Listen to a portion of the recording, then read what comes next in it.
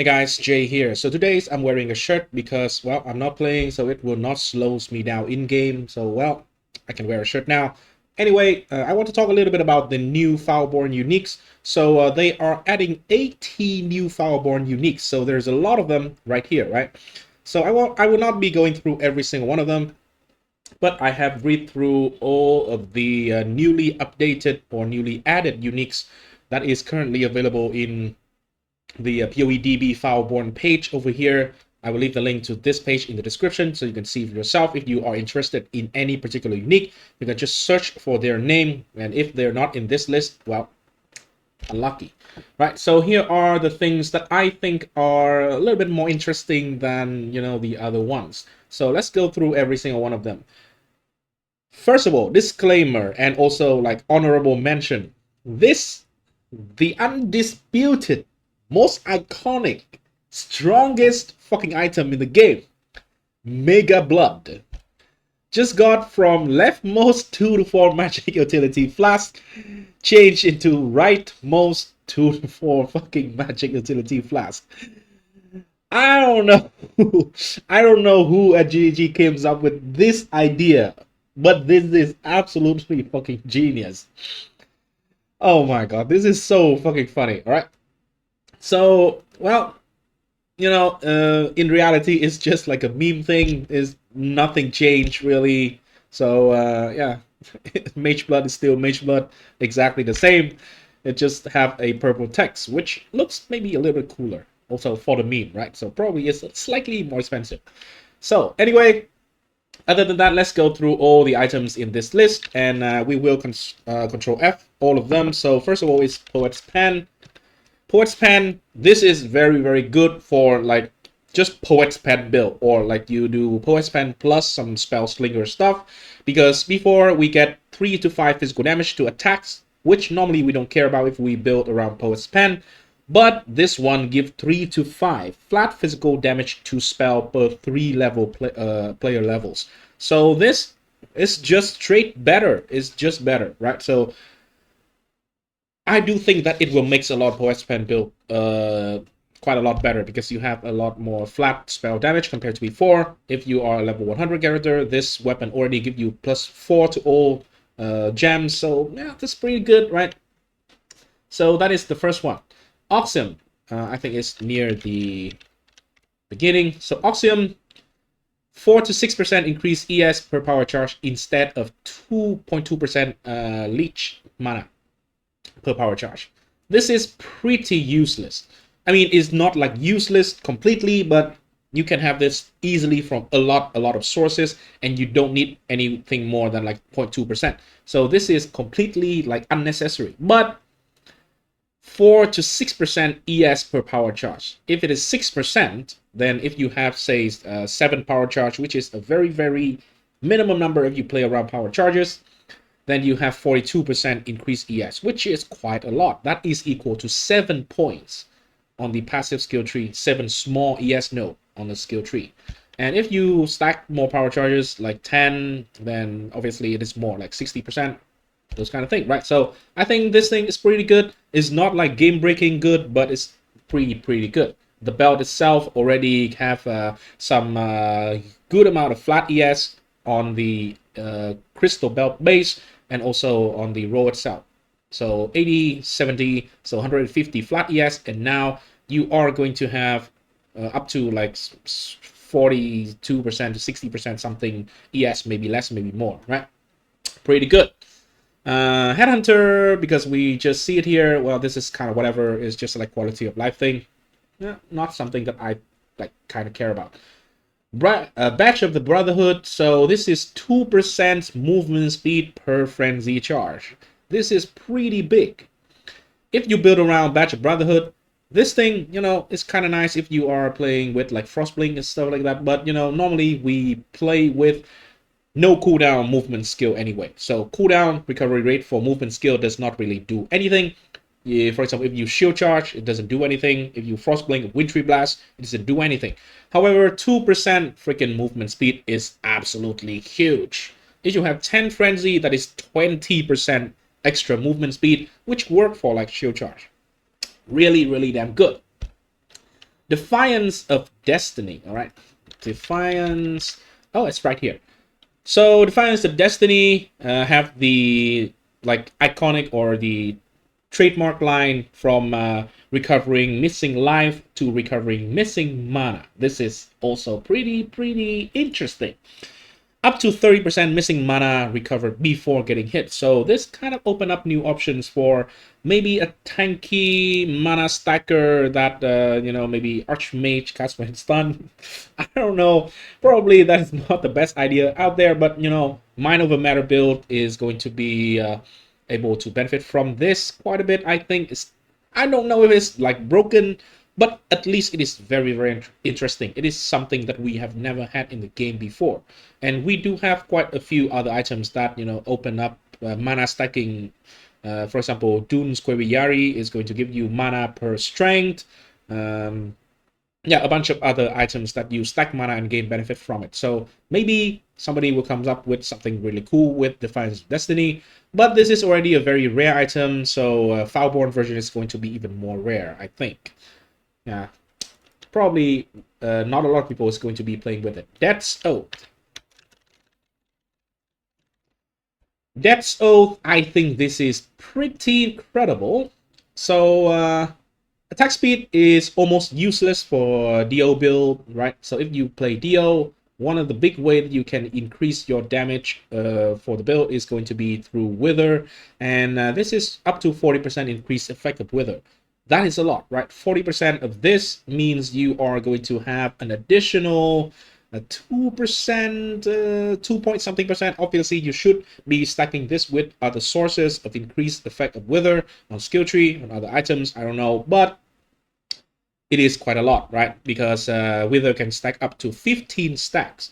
So therefore, enemies is going to take at least like 30, 40, 50% more increased chaos damage. So DO, this is a very good FOULBORN version.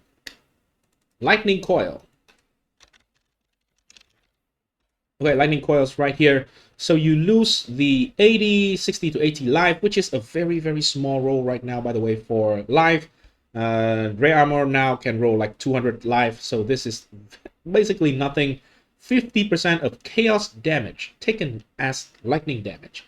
I think this is pretty interesting because now you can mitigate chaos and physical damage, both converted to lightning damage. So stacking maximum lightning resistance can be tanky, if you don't have this line, by the way, you can take the mastery for body armor, have no life modifier, and you have 15% increased life, which is 100% better than this roll in terms of total life that you are going to have. So I think this is also a positive change for the Lightning Coil regardless, right? Incandescent Heart. I think this one is very nice. Incandescent Heart.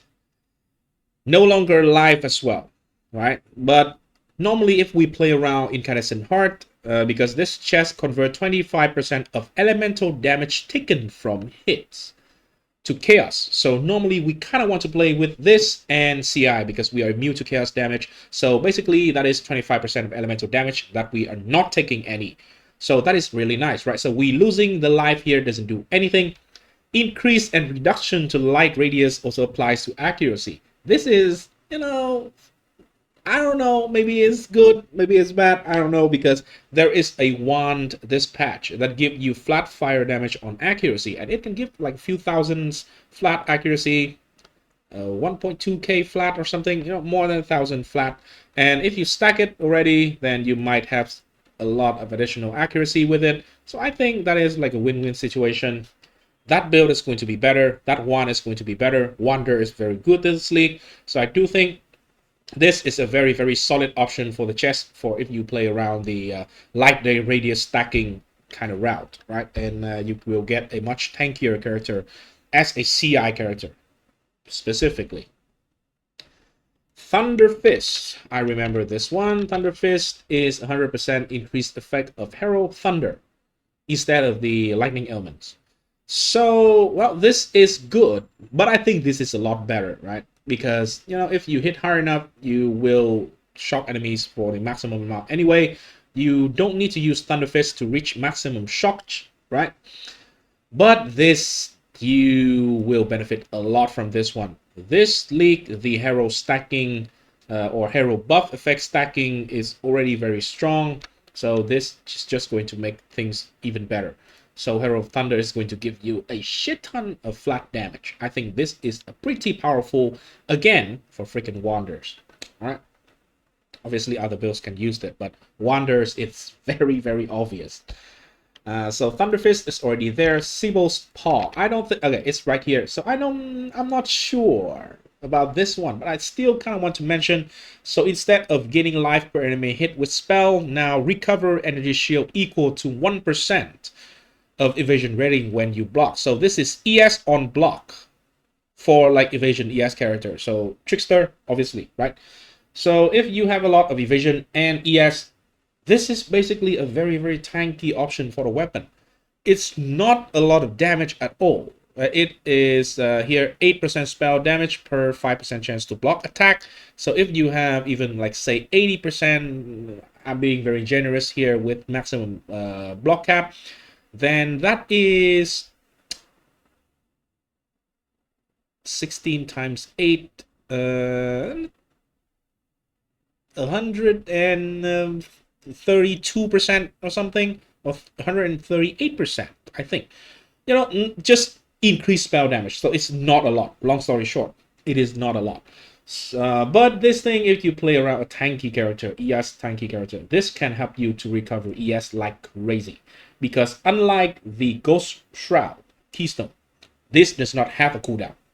So you can actually just gain ES back based on your evasion. So that can be extremely tanky in some like endgame setup. No build idea yet, but that is the general idea of how you can, you know, maybe abuse this. I think it can be good, right? So I just mentioned in this list here. Asenath, okay, Asenath is right below. Cursed enemies with punishment on hit. This has never existed in the game. This has never, ever, ever existed in the game.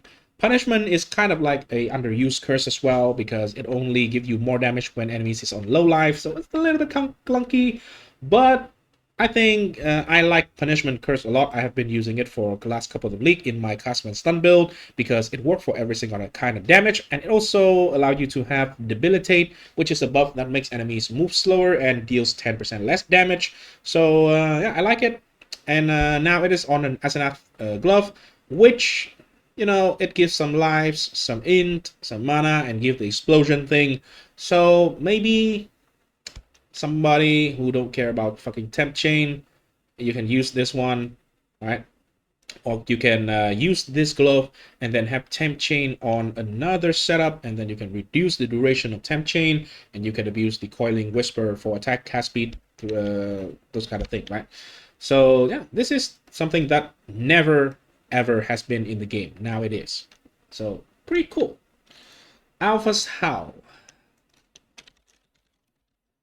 Alpha's Howl, 25% chance to avoid being chilled. What an absolute useless stat. But now you have 30% increased life preservation efficiency of skill. This is actually a lot. This is actually a lot. So now maybe the FOULBORN Alpha's Howl might have a place in, you know, some aura stacking kind of setup. Maybe full aura stacking, maybe just soft aura stacking for like solo play. You know, at least the worst stat in the item is now changed to something that is very, very freaking useful if you can use it. I really like this one, right? The goal, by the way, you know, this is kind of whatever. This is also interesting because you can do it with the Ghost Ride body armor as well, but I don't really see a good way. Maybe somebody will stack life and then convert that life to ES. You can so you can have an insane amount of ES. I can see this is like a Captain Lance item, but you know, for me, this is not that, you know, interesting personally. But since it is here, I just want to mention it. Where were we? Dreamfeather. Okay, Dreamfeather. This is a very underused item. It was good sometime very, very far back in the days, but right now the only thing that is usable is replica Dreamfeather. Now we are losing the flat physical damage, which basically is nothing, by the way, but we are gaining 1% increased attack speed per 150 accuracy. So we stack evasion and we stack accuracy. Well, at least, you know, this opens up the another scaling way for this item. So accuracy stacking, maybe mathematically this can be good if you also have a lot of evasion. You probably will need accuracy to give you flat damage from the Storm Rider boots. I think that is the name of the base, but there is a base that gives you flat lightning damage per 150 accuracy or something. So you will stack accuracy, you get flat damage, and then you will scale increased damage with increased evasion. So it is definitely a lot stronger, and it opens up possibility for builds, like viable build. Before it's pretty trash. Ooh, Anathema. So Anathema here, per skill have from minus 30% to positive 30%. Reduce skill effect duration. No, it actually is just, if it is reduced skill effect duration here, by the way, it just is reduced skill effect duration. So curses have reduced skill effect duration. There is an item that was very, very, very dominant in the meta before, and it got nerfed a little bit indirectly, but you know, with this it might work. It is the Coiling Whisper. So it is this ring over here. So Coiling Whisper, you will need to basically reduce the effect of the curse, mostly temp chain because it has low duration. And you know, if you reduced it to low enough, you will just basically always have this Soul Eater effect. So this Anathema Foulborn version might enable that setup again, and it is very, very damn powerful. It just make every character lightning fast, and maybe caster, self-caster might just have an insane amount of cast speed, and it will feel good again. I think this is a very, very good item as well. Emperor Vigilent. So we no longer have the spell block, which is okay, whatever, right? Spell block is good, but this item has glancing blow already, so your block chance is going to be doubled anyway. So this is not that big of a deal if we can still have a spell block from other places and cap the block easily, right? It gives you 20% maximum quality, so it is not 20 quality, but it is 40. Now, this item is traditionally used for like Spectral Shield Throw or any other shield skill because it has a lot of base armor and a lot of base ES, so it can give like a base crit and a lot of flat damage for a Spectral Shield Throw, and 40% quality is going to improve that number even further. However, right, I'm skeptical because maybe it's not that much. No, actually it is, because quality now is a more multiplier on top of the increase, so it is actually a lot. So I think this is a pretty good change for the item. It definitely will make the build that the item is made for much stronger, but it's not a like really good build. It has a lot of problem. Still, very cool change, very positive change. If you enjoy Spectral Shield Throw, this is going to be a very good item for you, right? Saffel's frame probably is here. Okay, here. Also, no longer block spell damage. Maximum ES is increased by Chaos Resistant. Well, 75% Chaos Resistant is 75% increased ES. That's pretty good, right? So maybe if you have like more than enough blocks already and you want a bunch of ES from this shield, maybe this is going to be good. But now that I think about it, this shield has shit base ES, but it has 4% max res. I think it's still, you know, usable. Maybe if your setup doesn't care about the block anyway, then this is going to be better, right? I think there are setup out there who don't use block. So this is a death stat, and then you can have more ES instead, which is pretty good. Aegis Aurora. Increase elemental damage with attack skill. This is also the worst stat on this particular item. And it is replaced with damage cannot be reflected. This is not game breaking, by the way. But it is so nice. It is so nice. If you are using this item and you have access to the damage cannot be reflected, that is much more comfy when you have to roll map and you don't have to you don't have to avoid the reflect maps anymore. I really like this. I really like this. Ngamahu Flame. Now this one gives 3 additional projectiles instead of the penetration.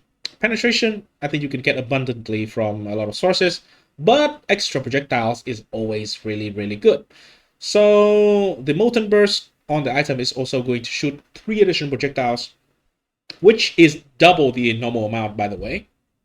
If you play this, if you use, say, Molten Strike, you are going to have more projectiles as well. Any projectile skill that you can use with a melee weapon, that is an axe, two-handed axe, then it will have 3 additional projectiles. And we all know how good additional projectiles is in PoE. So, really good, right? +1 maximum endurance charge is also cool, by the way. But it is, you know, kind of like a early game league start kind of item. So, yeah. Void Battery. This thing. You lose the increased global crit. For Void Battery build, you kind of stack power charges.